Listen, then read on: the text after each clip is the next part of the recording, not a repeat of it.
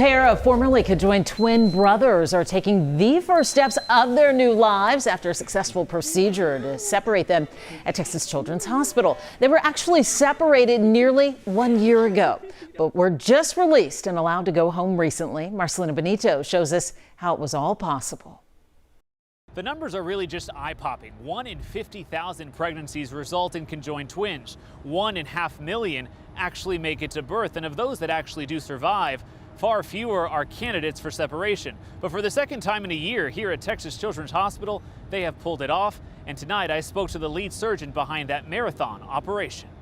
They came here with very, very low expectations. Inside Texas Children's Hospital, Lucas and Mateo were born as one January 18th, 2022. They were connected essentially from right below where their belly button is all the way down to their bottom. The conjoined twins' parents didn't know what the future held for their babies. Sí teníamos mucha fe. Alejandro and Lorena say they had hope, but were scared.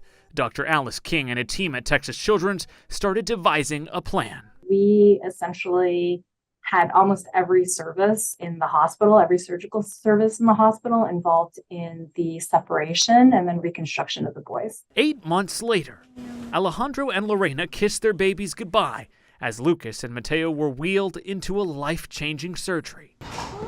17 hours, 9 surgeons, 4 anesthesiologists, 8 nurses, and 5 surgical techs later, Lucas and Mateo were officially in their own cribs. Ese momento yo lo esperaba con ansia. It was the happiest moment of their lives, their parents said. Just a lot of tears, happy tears.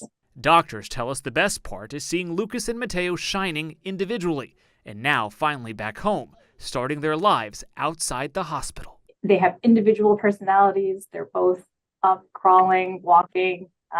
They're going to be normal little boys. So that's the best outcome. I asked Texas Children's what's next for these little boys, and they told me there'll be patients here for years to come. They'll come for regular checkups and be closely monitored until they're in college.